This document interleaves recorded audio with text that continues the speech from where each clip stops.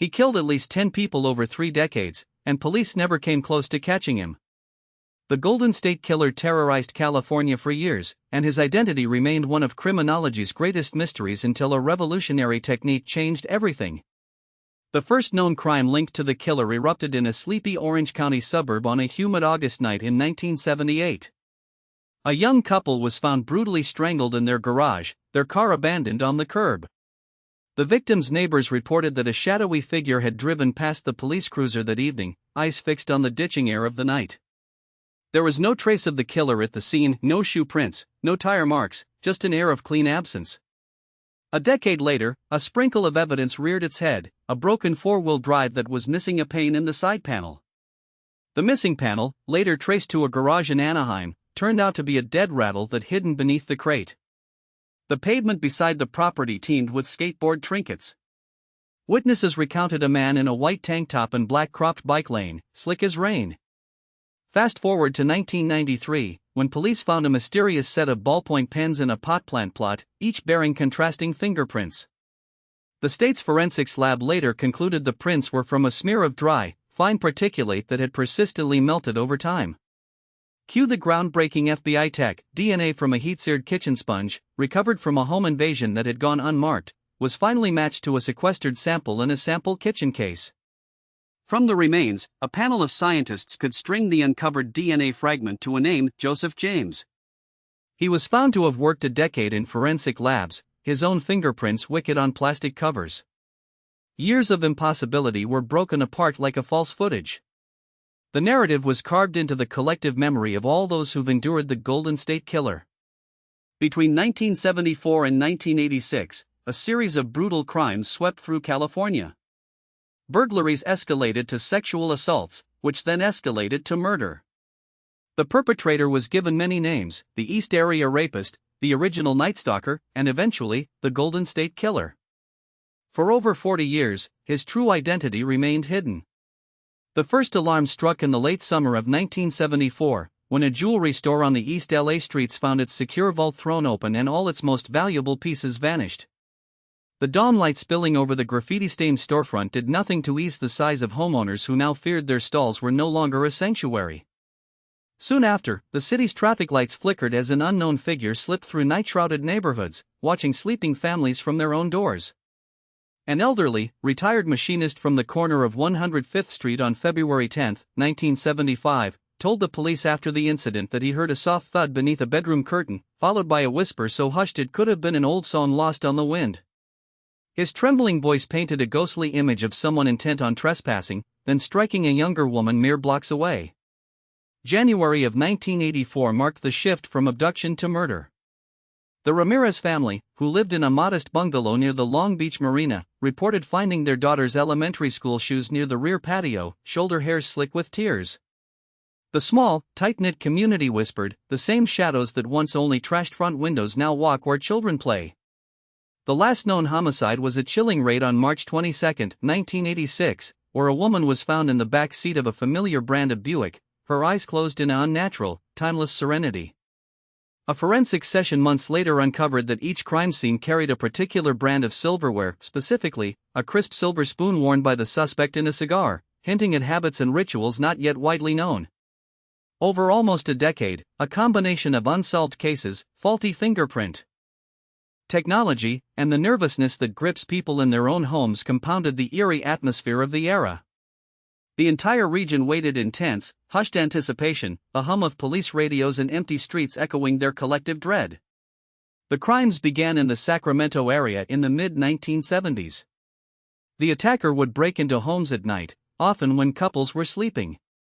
He would tie up the male victim and assault the female.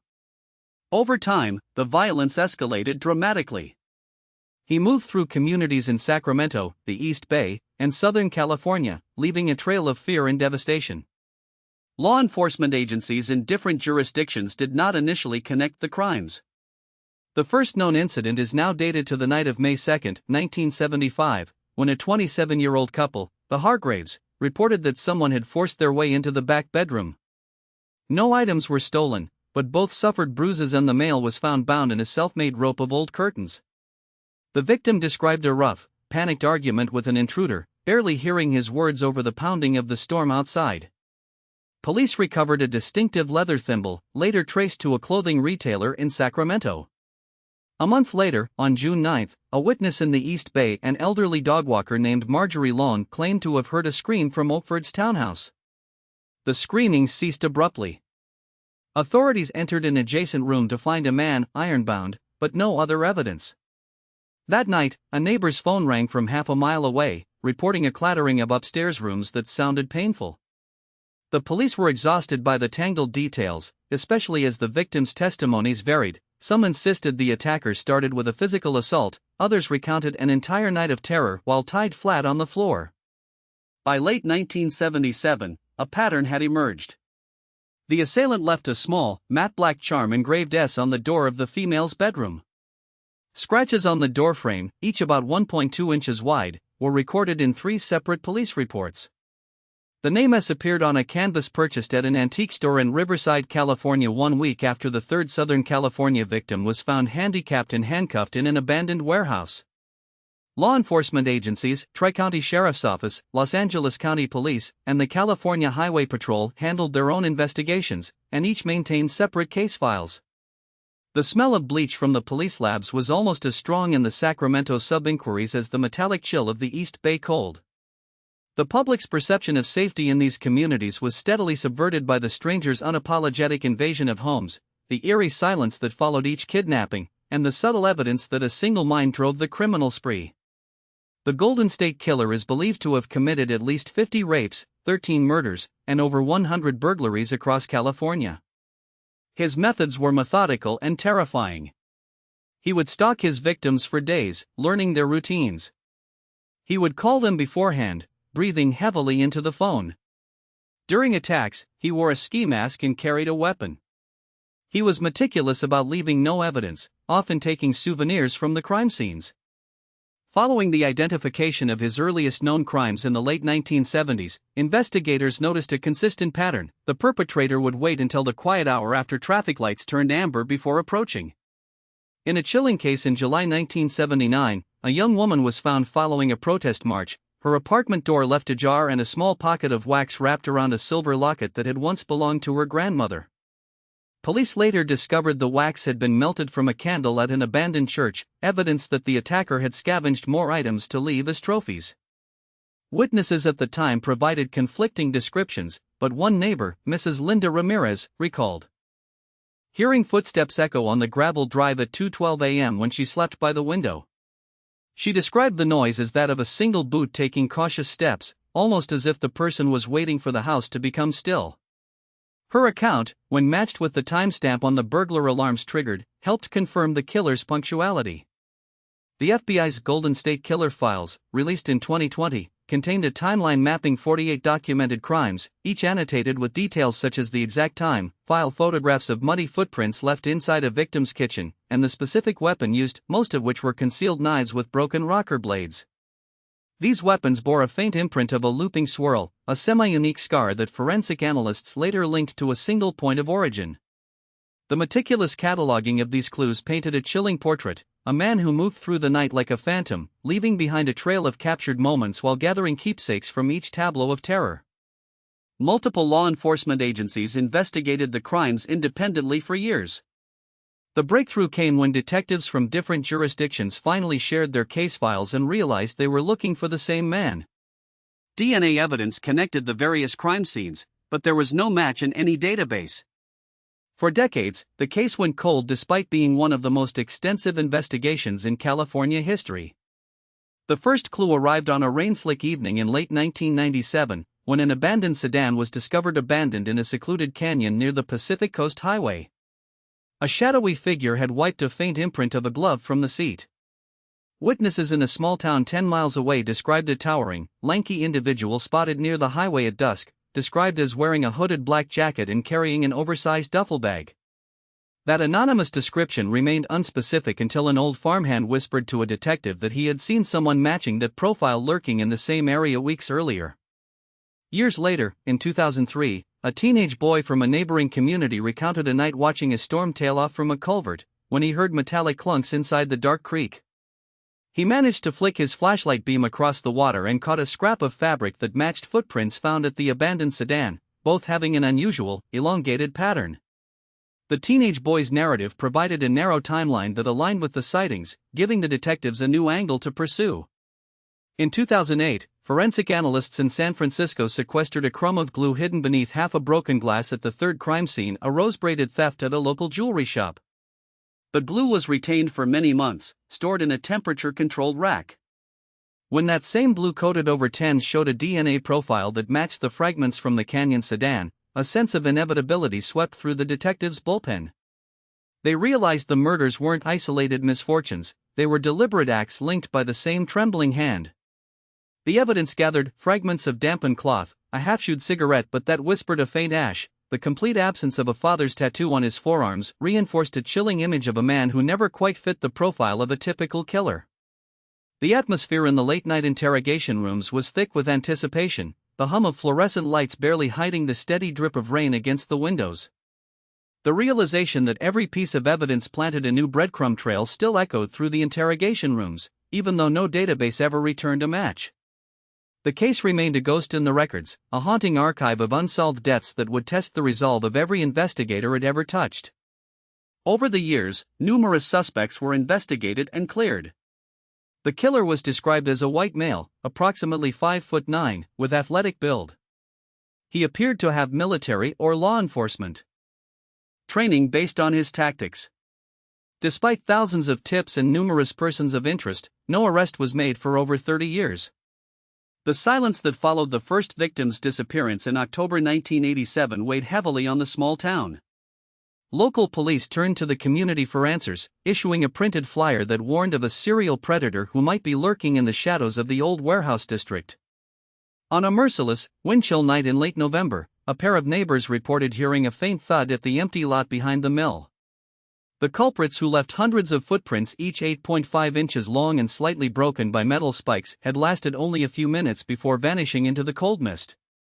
The scene, later dubbed the Midnight Alley by both detectives and residents, contained a half-collapsed blood trail that curled in a precise S-shaped curve. A distinctive pattern of blood spatter, consistent with a 9mm handgun, was found on the concrete walls. Search teams later uncovered a single, uncut plastic bag containing half of a handprint, which forensic specialists matched to a dead man in 1987. The handprint bore a faint scar on the thumb, a detail that sent bustling whispers into the coffeehouse. As one elderly witness recounted, that scar was exactly like the mark that sold the neighbor's old watch. In 1994, after the police locked onto a possible suspect named James Becker, a man with a history in the army and a flawless alibi, the community demanded closure. The day the interrogation had laid out in front of the detective's desk, the archives contained a partial audio tape that captured a gunshot, only one of 300 recorded decibels. The suspect's name was sent to national news, and the town, under the weight of the buzzing conundrum, began to reclaim some semblance of normalcy. Yet, the flashlight of the investigation never quite found its target. On a quiet summer evening in 2002, an all-night stakeout at the abandoned pier revealed a lone silhouette slipping into a canoe's engine room. The boat had been found 6 days later, flipped over, but the barrel, the cylindrical lock, and the single dented key on the wall were all the moment's failure, as there were no matching fingerprints left behind. Every peaked moment of suspense was met with a still voiceless enigma, the true killer remaining undisclosed, a ghost among the town's haunted neon glow. In 2018, investigative genetic genealogy changed everything. Investigators uploaded the killer's DNA profile to a public genealogy database and built a family tree. This revolutionary technique led them to Joseph James D'Angelo Jr., a 72-year-old former police officer living in Sacramento. Surveillance teams collected his DNA from a discarded tissue, and it was a match. D'Angelo was arrested on April 24, 2018, and later pleaded guilty to 13 counts of murder. He was sentenced to life in prison without parole. When the DNA link was confirmed, detectives turned to the forensic evidence left at the crime scenes: partially pulverized fibers from a battered wool coat, the distinct pigment of a red-sided lemon from a discarded fruit, and the faint yet unmistakable scent of a particular brand of aftershave found in some victims' clothing. Witnesses who'd chased sounds in the night, like the faint thud of a bicycle wheel on gravel, described hearing a voice that sternly warned, "Stay out of my lane," before the perpetrator vanished into the darkness. In one key testimony, a sixth-grade student reported seeing a lanky, mustached man in a worn police hat standing near the victim's bicycle. That hat, later found under a fence adjacent to a known gang hangout, bore a dent that matched the biometric records of a known officer's replica. The timeline unfolded over 3 frantic months in 2017. On March 9, a strangulation case in San Diego culminated in a blood-stained polygraph test that, although inconclusive, pinpointed the suspect's mannerisms. By March 15, investigators received a call from an anonymous tip suggesting that the killer frequented a bar frequented by ex-police. A night of covert surveillance on April 2 yielded a suspicious figure purchasing a bulk bag of screws, an item that proved vital because their metal composition matched the small fragments embedded in several victims' throats. One of the abductor's chilling habits was a ritual. After committing each murder, he would leave a single, silver ring fragment of a watch face on the victim's porch. A local barista, recalling a stranger who'd lingered over a coffee for hours, described him as tall, graying, with a limp pain on the left side. These fragments, later matched under a microscope to a generic timepiece sold by a Sacramento dealer, pushed the investigation into a direction that only DNA could confirm. Atmospheric descriptions of the suspect's hideouts revealed a small, cluttered basement beneath a laundromat where dried floral arrangements and broken glass littered the floor. It felt like a rehearsal space for a horror film, one forensic archivist recalled, noting the heavy scent of disinfectant and the faint hum of an ancient air conditioner that had been left running intermittently for years. The final piece of evidence, an old, torn jacket with hidden pockets, was found in a dumpster in downtown Riverside. The jacket's fibers were identical to those from the earlier fiber samples, cementing the link to D'Angelo's former department supply closet before his retirement. The arrest on April 24, 2018, came from that same dumpster. Investigation footage showed police vehicles pulling the suspect's vehicle from a parking lot, then cutting off a stack of discarded, crumpled tissue from his backpack without his knowledge. Tension crackled through the precinct as the 72-year-old former officer was led into a room, his shoulders slumping as the reality of the situation settled in and ending as abrupt as the city's autumn chill. The story begins in the heat of a July evening in 1974, when a local police officer in the San Jose neighborhood noticed a white sedan pulled over near the back of a barbershop. The driver, a young man in his early 20s, claimed he was just grabbing a glass of water. Inside his trunk, the officer found a battered, canvas bag filled with blood-stained sheets and a set of keys that did not belong to any known vehicle.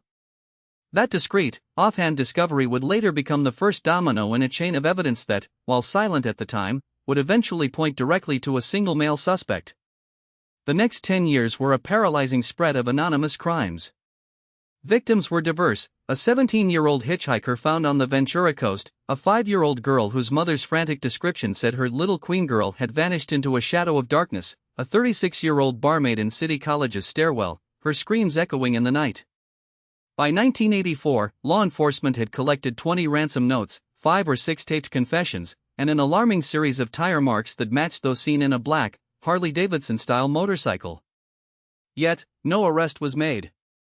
Many believed the man was a phantom that grew longer with each missing person. The turning point came on May 28, 2018, when a DNA sample extracted from a mailbox print, originally harvested in 1985, was put into a genetic database. That fragile, microscopic fragment of sweat was paralleled against a vast web of relatives, eventually zeroing in on Kendall McGrath, a half-sibling's cousin. The next day, partners from the California Department of Justice, her mother, a therapist, and a retired detective crossed the country to La Grange, Texas, for a confrontation that reverberated with years of silent dread. When the officers spoke to McGrath, he confessed in clipped, stilted sentences, his eyes darting around the fluorescent hallway. "I've watched videos, listened to decode lines," he murmured, as a single witness, an elderly shopkeeper, recounted seeing a darker-colored 1976 Ford with a vast black, a half-mindful reminder that the murderer's presence had always been close by, often unnoticed. The story has become a masterclass in a new kind of detective work, forensic genealogy. The Golden State Killer's name was eventually found in the machine grounds of Ancestry.com. Now, under a static, neon glow of interrogation rooms, whispers in DNA have become the hymn of justice. The capture of the Golden State Killer proved that no crime is too old to solve. Forensic genealogy has since solved dozens of cold cases. But for the victims and their families, 40 years of fear and uncertainty cannot be undone. Justice arrived, but it was delayed by a generation. This case changed criminal investigation forever.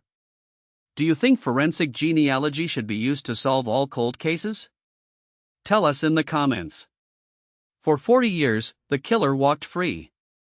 The evidence sat in a storage room gathering dust. Then a new detective with fresh eyes reopened the case, and what he found would change everything. When Officer Mara Jensen first walked into the dimming police archive building on a rainy Saturday, she remembered the file box with a faded ink label, Cold Case 1980s. Inside, the mound of evidence resembled a quiet grave, photographs in black and white, a dented metal wallet with a missing number, a single strand of hair labeled unknown, and a long-discarded confession note scribbled in shaky scrawl. The room hummed with an electric chill, the air thickening as she pulled a shoe print out of the dust. Jensen's first witness call was to a retired schoolteacher, Mrs. Delgado, who hadn't spoken to the killer in decades. In 1983, the 7th grade class was terrified, she recounted, eyes gleaming with late-night recollections. The kid who disappeared was my niece, the body was found by the abandoned river rail, and the police, they never seemed humane. Her words, backed by a shaky diary entry dated June 12, 1983, narrow the timeline to a precise 5-day window of dread. The detectives on the ground investigation unearthed a plastic cassette tape marked with a date stamp, August 4, 1983, exactly 37 days after the disappearance. The tape, when played in the precinct's media room, revealed a man's guttural laugh at the edges of a recorded confession. The voice matched the one in the police's original interrogation recording, a match pinpointed after years of forensic voice analysis. The atmospheric narration of the cold case wall-to-wall evidence told a story of frustration and lost hope. The faded photographs and the eerie glow from the dim museum lights cast long shadows over the stacks, each piece, each scratch, a testament to a killer's choice and the detective's vow. The new detective's eye, unfettered by the original case's mired complexities, found the thread that pulled the file from the dusty archive to the new day, a pattern, each murder's location interlinked along the old railway line, a map of terror that the killer forgot. And with that, the calm of the storage room made room for an explosive revelation. In 1979, the body of 22-year-old Susan Morris was discovered in a wooded area outside Portland, Oregon. She had been strangled. Despite an intensive investigation, no suspect was ever identified. The case went cold within 2 years. It would remain frozen for 4 decades until a chance discovery brought it back to life. At the scene, a 12-foot pine stand on the periphery of the Tillamook Forest had been scoured from dusk until morning. Officers noted the faint smell of gasoline and the disturbed earth that suggested a hurried removal of the body. A witness, 14-year-old schoolgirl Molly R., recalled her father saying, "They found her just a few ropes from the creek." Her description, later corroborated by police sketches, placed Susan's hair in a loose braid, a detail that puzzled investigators because the braid was disheveled upon discovery. The autopsy revealed a cervical vertebra crack, indicating strangulation with a handkerchief of pecuniary cloth gleaned from her jacket. Forensic pathologist Dr. Lawrence Green noted no defensive wounds, which raised speculation that Susan was taken by a known acquaintance or, perhaps, someone she trusted. Yet the police found no fingerprints or DNA. The local newspaper at the time ran an editorial by columnist Bill Harlow, urging anyone with any knowledge, no matter how small, to come forward. A year later, an elderly neighbor, Mr. Anthony Tony Fry, claimed he heard muffled voices near the woods but dismissed them as the usual night hikers. He never recognized any criminal presence. By 1981, the Portland Police Bureau, exhausted by unresolved leads, labeled the case cold, and public interest waned. The smell of damp earth and pine left a lingering tableau, a testament to a crime that should never have been forgotten. Decades passed, but the stark, silent warren of the forest remained, its trees trembling with wind and memory. It wasn't until 2023, when a TikTok video from a local conservation group drew national attention, that former homicide detective Mark Jensen revisited the case, armed with new tech. The revelation that Susan's name had resurfaced in an old juvenile court file in 1978, paired with DNA spliced from a cold sample and matched to a suspect in a completely unrelated 2018 theft case, hinted at a chilling twist. Tonight, as the camera pans over the uneven canopy, the faint rustle of leaves sounds like the slow ticking of a forgotten seconds count clock, her story waiting anew for closure. Susan Morris was a nursing student at Portland Community College. She worked part-time at a local diner to pay for her tuition. Friends described her as kind, responsible, and cautious. She was last seen leaving the diner on the evening of November 12, 1979, after her shift ended at 10 p.m. Her car was found in the parking lot the next morning. She was reported missing by her roommate when she did not come home. The night after Susan's shift at the Corona Cafe, its neon sign flickering through the rain-soaked streets of Morningside echoed with the hum of the old refrigerator and the clink of cups. The diner's owner, Marlene, remembered Susan's face at the closing shift.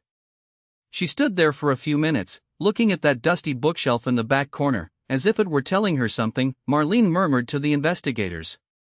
According to the time-stamped video footage, Susan left the clatter of orders behind, her steps aligning with the midnight hour when the lights dimmed.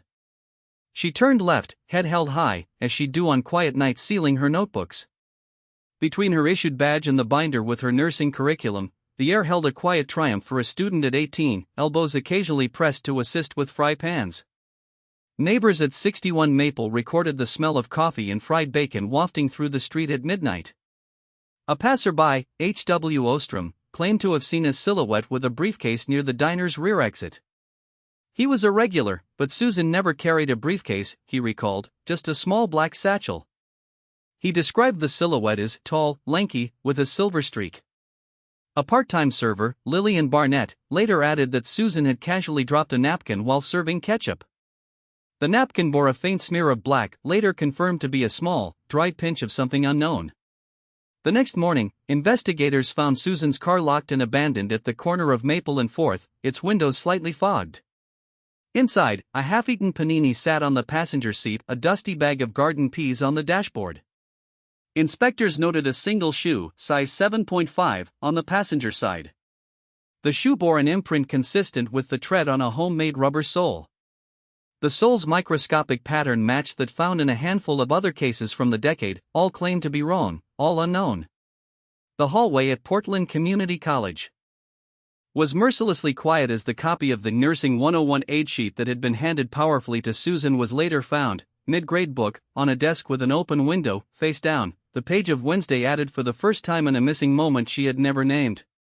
It's on that page that the student's youngest sibling, Ellen, jotted a note, "I hope the world is kinder to the little ones," and left a faint, almost invisible, water stain beneath the words that did not reappear the next day.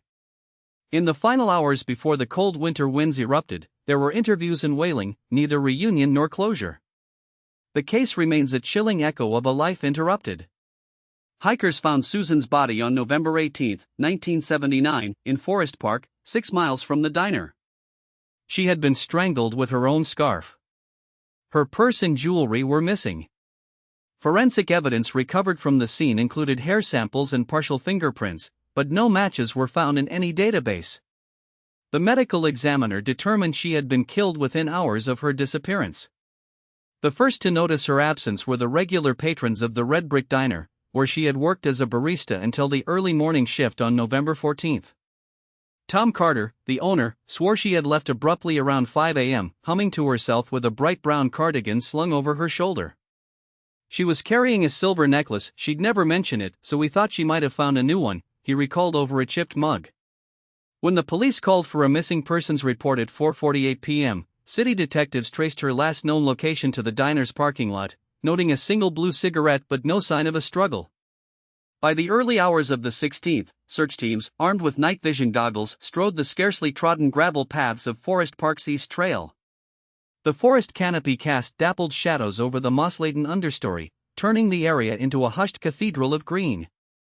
Susan's lifeless form was discovered beneath a curtain of ferns, the dark scarf, once her modest neckband, coiled around her throat like a taunting rattle. The grass around her body was aslant, leading to an uneven, clammy bruise at the base of her skull, a forensic scar that suggested a sudden, forceful grip. Investigators collected 24 strands of dark, coarse hair from the scene, which appeared to have been deliberately dropped into her emerald, stippled jacket pocket. Samples were sent to the state forensic lab. The analysis revealed a blend of the same hair type found in a small residential area of Eastwood, but DNA profiling yielded no accession in either state or federal databases. Alongside torn fibers from her cardigan, paramedical teams pressed 9 partial fingerprints into a 3.2-inch glass vial. The elephant's not-hoof prints became a puzzle yet to be solved. The park's silence was broken by the shuffling of Adirondack chairs across the picnic tables, the distant call of a hawk, and the faint scent of old pine. Each detail, thermal mist swirling over the midnight trail, the crisp crunch of fallen leaves under an unseen weight, highlights the tragic mystery that still shrouds Fishersfield. The cold case persists, a thorn in the city's apparatus, waiting for someone, anywhere, to fill in the missing matches. The original investigation was thorough for its time. Detectives interviewed over 200 people, checked dozens of alibis, and followed every lead. A suspect sketch was circulated based on witness descriptions of a man seen near the diner that night. Several men were brought in for questioning, but all were cleared. The case was officially classified as cold in 1981. The night of August 12 at 11:47 p.m., the siren of Crimex Street echoed faintly against the small brick walls of the Willow Creek Diner, a lingering reminder of the instruments of police pursuit that had yet to arrive. A regular, Louise Bennett, recounted shaking her head and laughing at the gritty flicker of her shellac radio. "I swear the man with the chipped lip kept staring at the jukebox," she said, her voice tinged with disbelief. Footage later recovered from a nearby motel's CCTV magnified grain into an almost ghostly silhouette, a lanky figure in an ill-fitting coat, shaking loosely beneath a trench coat hood.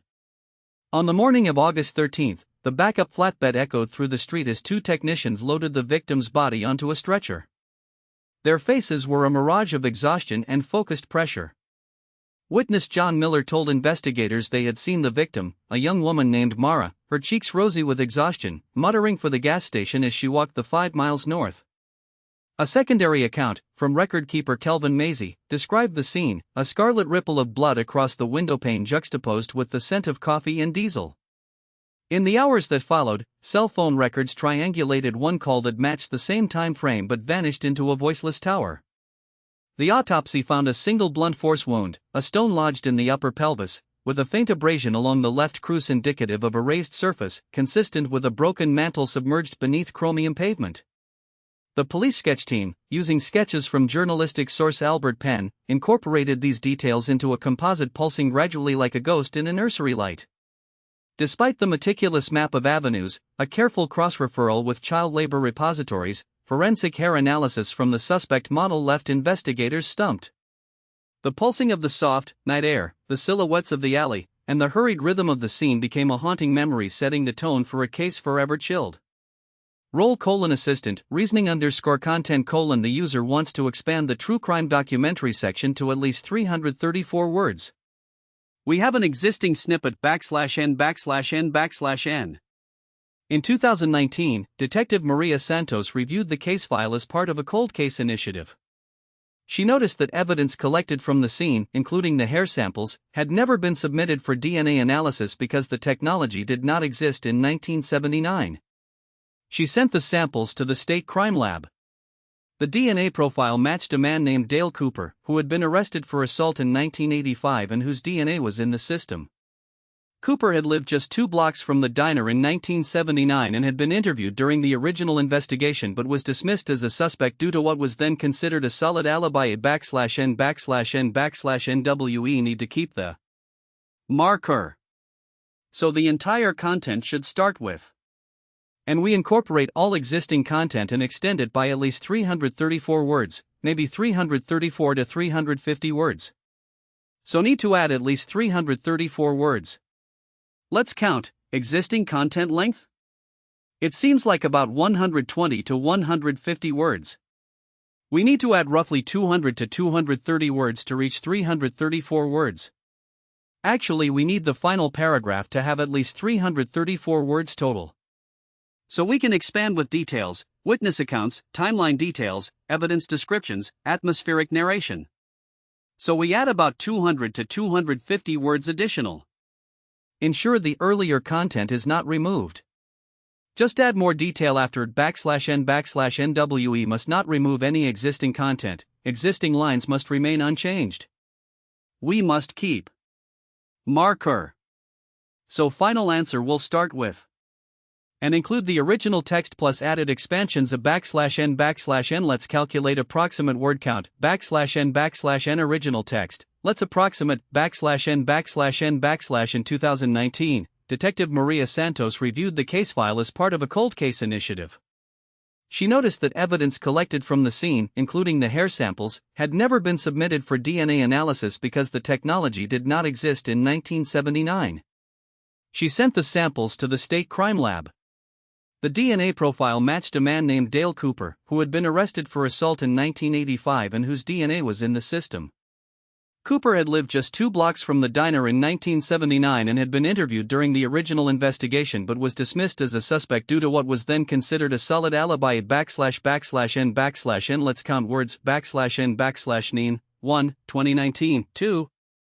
Detective. 3. Maria. 4. Santos. 5. Reviewed. 6. The 7. Case. 8. File. 9. As. 10. Part. 11. Of. 12. A. 13. Cold. 14. Case. 15. Initiative. 16. She. 17. Noticed. 18. That. 19. Evidence. 20. Collected. 21. From. 22. The. 23. Seen. 24. Including. 25. The. 26. Hair. 27. Samples. 28. Head. 29. Never. 30. Bin. 31. Submitted. 32. 4. 33. DNA. 34. Analysis. 35. Because. 36. The. 37. Technology. 38. Did. 39. Not. 40. Exist. 41. In. 42. 1979. 43. She. 44. Sent. 45. The. 46. Samples. 47 to 48, the 49, state, 50, crime, 51, lab, 52, the 53, DNA.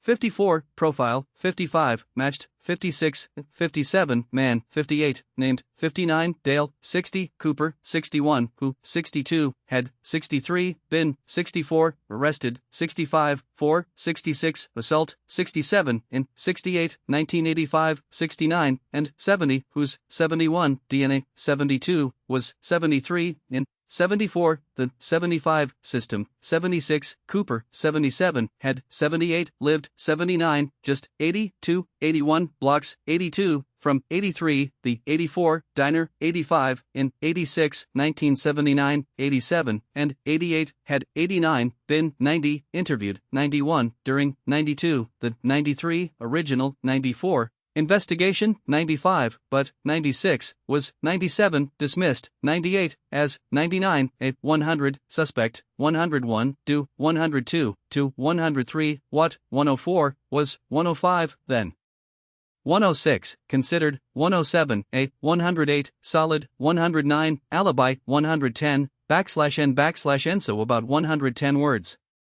Need 334 words total. So we need approximate 224 more words. Let's add about 220 to 250 words \n\n. Add details. Witness account of a bystander who saw a man with a scar near diner at time of crime. Description: 70s diner atmosphere. The hair evidence: fine, dark, curved hair, rubbed from pencil case, etc. Provide timeline: midnight 1979, 2 a.m. Timeline show \n\n. Add atmospheric narration. Description of diner interior: flickering neon, stale coffee steam, the moon hung low in the lead gray sky \. The detective describing the evidence: long-lost DNA samples found in a dusty drawer. Also mention that the original interview of Cooper included a key discrepancy about the car at \n\n. Add mention of the alibi. Cooper claimed he was at a friend's backyard barbecue, but there was no record at \n\n. Add mention of how new DNA test changed everything the lab's equipment chirped. \n\n. Also mention chauffeur who saw something, etc. \n\n. Let's compose at least 230 words \n\nwe have to keep marker. And the original text must not be changed, but we can add after the original \n\nwe need to ensure we are not using disallowed phrases. Avoid important Could \n\n will produce final answer. Tool _calls frowny face, role : assistant, reasoning _content : the user requests to expand the true crime documentary section to at least 295 words. They want specific details, witness accounts, timeline details, evidence descriptions, and atmospheric narration. The only content they gave is the block. They want it to be expanded. They want us to keep the marker. And they say backslash, do not remove any existing content, only add more detail backslash, so we need to write a paragraph, or multiple, with at least 295 words in total, maybe total content including the original. The original block is about 70 words. We need to add at least 225 words of additional content. The expansion should include specific details, witness accounts, timeline details, evidence descriptions, atmospheric narration. So we need to talk about the investigation, perhaps earlier on how Susan Morris was found, details of the apartment, timeline of the night, etc. Also mention certain witnesses, perhaps a neighbor or a friend who saw something. Also mention evidence, salt marks, DNA, footprints, CCTV footage. The resolution text is already there. But we might want to keep it as is? The instruction backslash keep the marker. Do not remove any existing content, only add more detail backslash means we likely reprint the entire block as it is, then add additional content before or after it? Perhaps keep the block as is and add before it or after it. They want 295 words total. We need to ensure the total length is at least that. Let's calculate approximate word count for original. I'll approximate, the original has roughly backslash n backslash n backslash. Further investigation revealed that Cooper's alibi had been provided by his girlfriend, who later admitted she had lied because Cooper threatened her. In 2021, Dale Cooper, now 67 years old, was arrested and charged with the murder of Susan Morris. He was convicted based on DNA evidence and the recanted alibi. Cooper was sentenced to life in prison. He died in custody in 2023 before his appeal could be heard. Backslash n count words backslash counts as one? It's a marker, not a word maybe. Excluding bracket. Words, further, 1, investigation, 2, revealed, 3, that, 4, Cooper's, 5, alibi, 6, had, 7, been, 8, provided, 9, by, 10, his, 11, girlfriend, 12, who, 13, later, 14, admitted, 15, she, 16, had, 17, lied, 18, because, 19, Cooper, 20, threatened, 21, her, 22, in, 23, 2021, 24, Dale, 25, Cooper, 26, now, 27, 60, 28, 7, 29, years, 30, old, 31, was, 32, arrested, 33, and 34, charged, 35, with, 36, the, 37, murder, 38, of, 39, Susan, 40, Morris at 41, he, 42, was, 43, convicted, 44, based, 45, on, 46, DNA, 47, evidence, 48, and, 49, the, 50, recanted, 51, alibi, 52, Cooper, 53, was, 54, sentenced, 55, to, 56, life, 57, in, 58, prison, 59, in, 60, died, 61, in, 62, custody, 63, in, 64, 2023, 65, before, 66, his, 67, appeal, 68, could, 69, be, 70, heard, 71, backslash n so 71 words. We need at least 295 words total. So need 225 words of addition. We'll add a preceding paragraph. Also, maybe add some contextual narrative about the crime investigation. Should keep atmospheric tone. Let's produce maybe 230 words of added content. Write in documentary style, referencing witness accounts. Then the section remains unchanged, n let's do that. We'll need to frame the addition nicely, maybe start with the night that would change everything. We'll need to mention a neighbor called Mrs. Callahan who heard the scream. Also mention that the APF had piece tape, a rusted shoe print, the muddy stain. Expand n let's draft what to write, maybe 230 to 240 words. That would bring total to about 300 plus. We'll add the whole new content. Let's do that. Tool calls frowny face. The case, first filed under the cryptic docket number 80 to 1981, began on a chilly November evening that left the street of Willow Lane slick with rain. Witness accounts were as fractured as the spatter of blood on the steps of the abandoned Larkin house. Mrs. Eleanor Grant, who lived 2 houses down, recalls, "I ducked my window because it sounded like someone's breathing. When I looked, the front door was open, and I saw 3 tall figures vanish into the night. I just imagined it was a weather guy or a prank until the police came early morning." Those vague sightings were the only in-person testimony until 1984, when a disgruntled tenant, Alan H., recorded a grainy VHS tape showing a man in a hush-tight black hoodie midnight at the house. Though the footage was garbage quality, an expert from the Department of Forensics later confirmed an unmatched DNA profile, linking the hoodie to the suspect, 2 years after the crime. The timeline of events unfolds sharply in the minutes after the murder. 1:10:48 p.m., the house's security camera, still in demo mode, captures the spiral of the door being forced open. 2:10:52 p.m., the killer breaks the kitchen window, creaks on wood, and slips inside. 3:10:55 p.m., the victim, traced by a police sat-nav trace to a nearby rave, is found in the master bathroom with a single bullet wound and an incumbent plea for a life counselor. 4:11:12 p.m., the killer leaves, digitapped a wax seal on the framed photo of a young child totaling 3.6 millimeters. Evidence at the scene, painstakingly catalogued by Constable Frederick Reynolds, unraveled a web of forensic clues, a single strand of dyed navy cotton thread with a 410 Merweave pattern unique to a local textile line, a fingerprint anvil in the shape of a cadaveric square paperweight, and a smudge of graphite, still smoldering faintly, that sprayed from the getaway vehicle.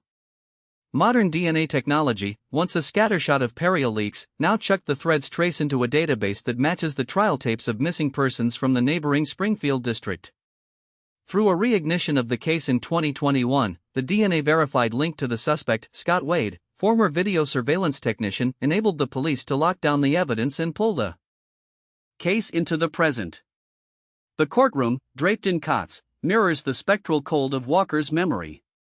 Hallways outside The Last Thought of a Fate Man are marked by a wet skrigo of amphibic scent to conjure the fog of a few nights pre-case. The resolution of this 40-year-old case proves that justice delayed is not always justice denied. Advances in DNA technology and the dedication of investigators who refuse to give up can bring closure to families who have waited decades. For Susan Morris's family, the conviction brought a measure of peace, though nothing could undo the years of uncertainty they endured. Should all cold cases be re-examined with modern DNA technology? Let us know what you think in the comments. 13 priceless artworks stolen in a single night. $300 million worth of masterpieces, gone. And the thieves were never caught. This is the greatest art heist in history.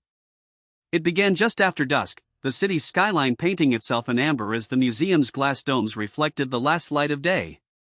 At 10:05 p.m., the quartet of uniformed guards that manned the high-security silver doors heard a faint, mechanical hiss, the sound of the round-trip elevator they'd installed months earlier, their only trust in keeping art safe from the harsh outside world.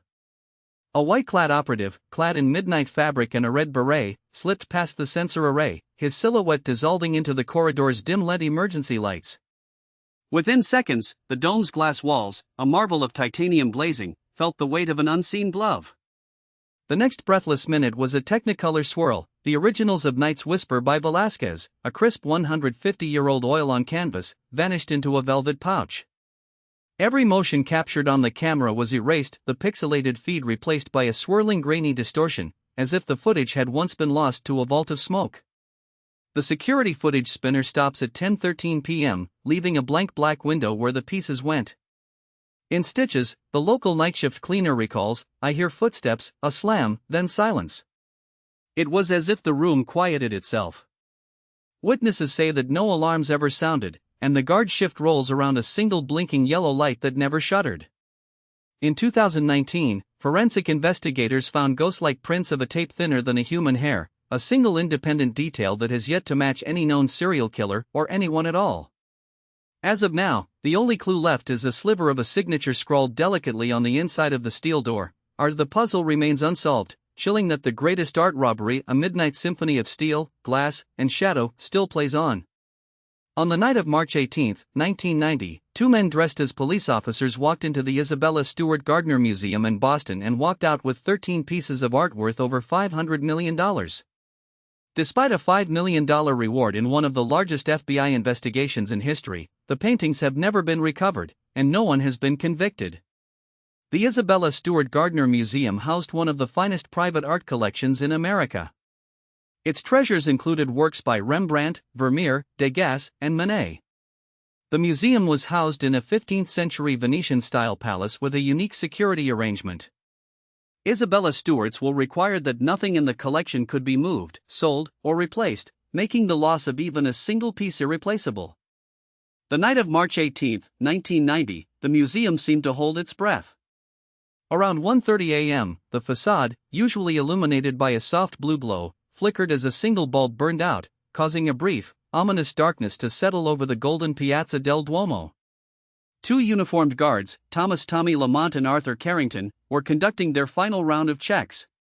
They reported no anomalies, but Tommy noticed an unfamiliar scent of ozone curling through a side door, an early warning of something unnatural. Witness accounts from the on-site security staff recounted the abruptness of the break-in. Guard Carrington's shout, "We're being robbed," echoed through the marble corridors, a distorted, low growl that raised a shiver down his spine. The sound of a crowbar crashing into a lock rang like a wet, distant thunderbolt. By the time the last guard turned toward the exit, the entry bolt had been shattered, revealing a black slash through the window frame. The timeline unraveled in a jigsaw of precise minutes. 1:39 a.m. Bodies hung on a rope slotted from the ceiling. 1:45 a.m. The art gallery's rear entrance was forced open. 1:52 a.m. The first paintings were plucked from their pedestals. The thieves, who would later be identified by the police as Jack Schiffer and Arnold Roth, moved with the quiet assurance of a seasoned crew. Their emphasis on stealth was evident. They disabled the two cameras located behind the murals, fully aware of the museum's tight security. Evidence noted at the scene was scant yet chilling. The clean polished floor bore microscopic footprints, faint, dark, and padded, suggesting masked shoes. The lifeless hands, gleaming with oil paint streaks, pointed strategically to the guest hall. A single gold coin, lost in the shuffle of motion, fell to the marble floor, miraculously undisturbed. Its tongue-tied edges glowed in the late-night dimness as if whispering the weight of a theft beyond the ordinary. Atmospheric narration in the ensuing media reports painted a grim picture: an elegant palace, its white-walled halls echoing with the ghostly strain of Renaissance lutes, abruptly turned into a scene of lunacy. The world watched as the police, like fearful wraiths, documented every broken frame and missing canvas, while relentless seventh-hour light poured over a haunted collection, leaving an indelible sense of loss that reverberated through the marble passageways for decades to come. At approximately 1:20 a.m. on March 18, two men wearing Boston police uniforms rang the buzzer at the museum's side entrance. They told the security guard on duty that they were responding to a disturbance call. The guard, against museum protocol, let them in. The fake officers immediately handcuffed both security guards, wrapped them in duct tape, and locked them in the basement.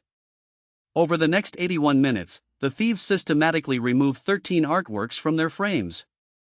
They took 3 Rembrandts, a Vermeer, 5 Degas sketches, a Manet, a Govert Flink, and an ancient Chinese bronze beaker. The total value was estimated at over $500 million, making it the largest property theft in history. The museum's stone facade, coated in weathered brick, belied the sophisticated vault system hidden beneath its cobblestone floor. Security footage captured the buggy swelter of the paid-off officers' synthetic uniforms. A recovered badge, later forged from a Boston police plate found in a dumpster on the park's edge, bore a faint scorch mark, a telltale sign of a hurried, low-budget operation. In the hours before the burglary, a janitor named Luis Ortiz claimed he heard a sudden thump and a roar from the basement, a month's shift dwindling under the hum of the air conditioning ducts. Paul Martinez, the guard who unknowingly authorized access, described the men's gait as oddly balletic, their movements synchronized with a rhythm that belied the clotted, chemically heavy air inside the museum. He reported that their hands were slick with a greasy residue that, upon microscopic examination, matched a solvent used only by professional art thieves for canvases. The duct tape, plain brown, 13 inches wide, was a brand rarely found in a security kit but common in clandestine art robbery circles, such as the Nairobi group, whose past hearsay had linked to the scene in the days following the event. Anteroom footage showed the trio's swift removal of frames, each canvas separating from its frame with a clean, practiced snap.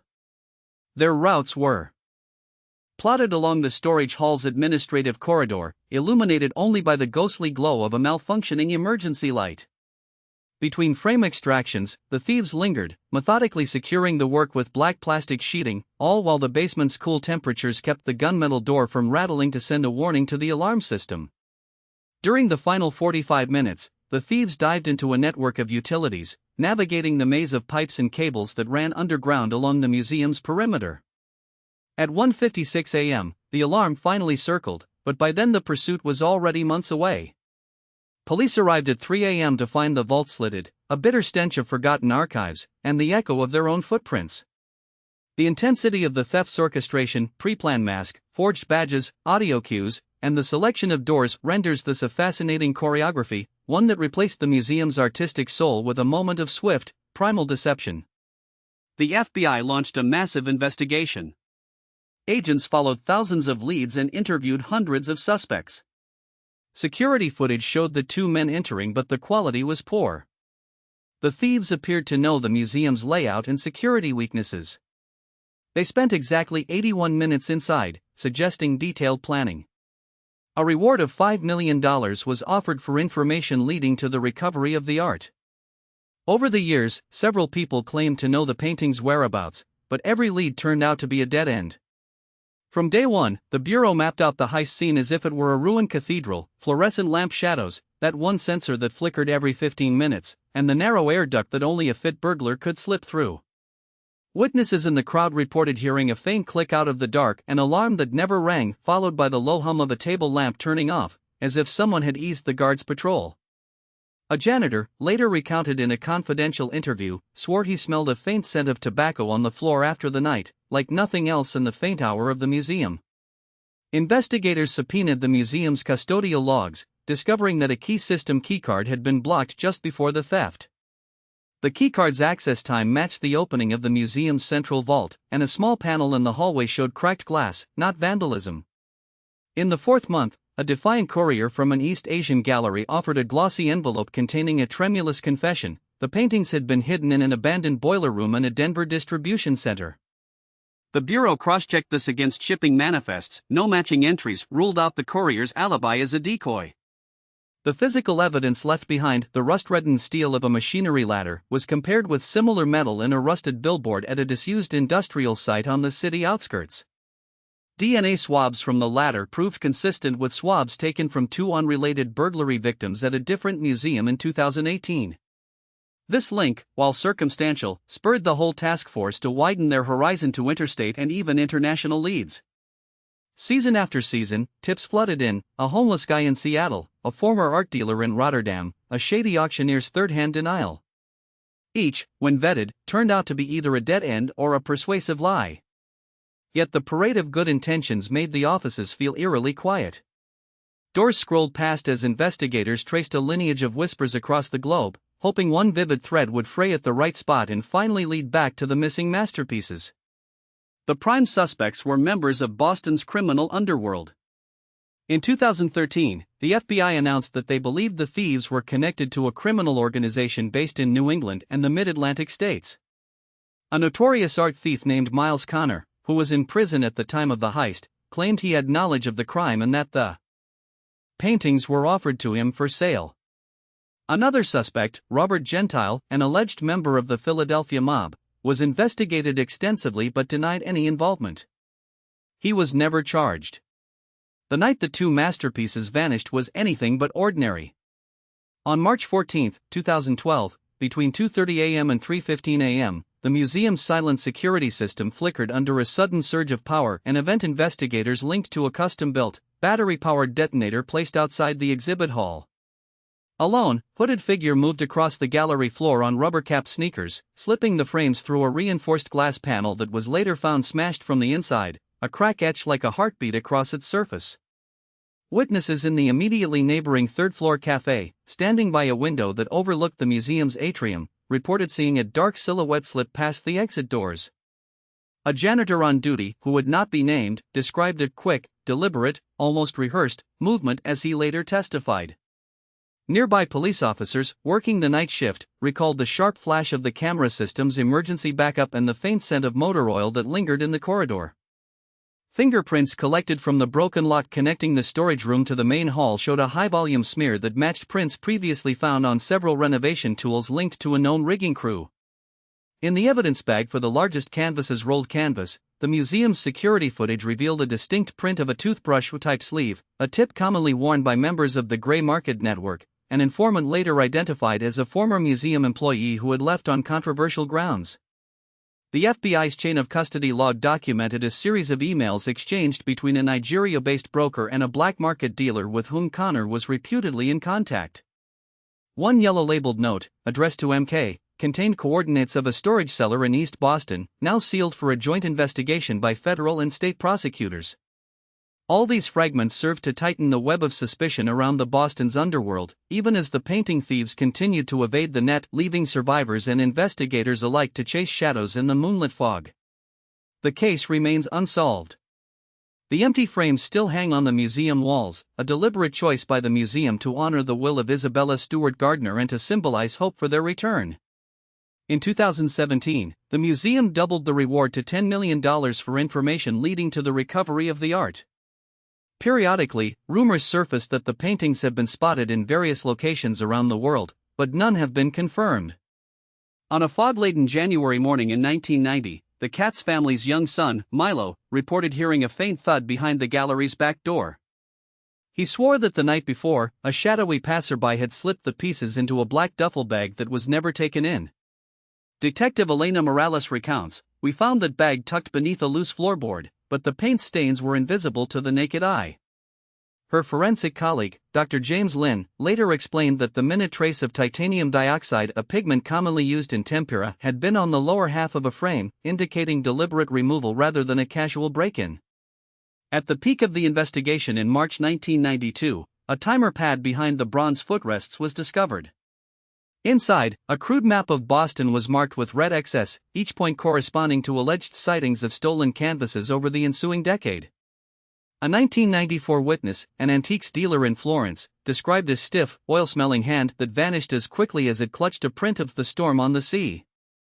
CCTV footage from a warehouse in Marseille, now lost, showed a silent man, no mask, carefully wiping a canvas's varnish with a rag torn from a blue sailor's jacket.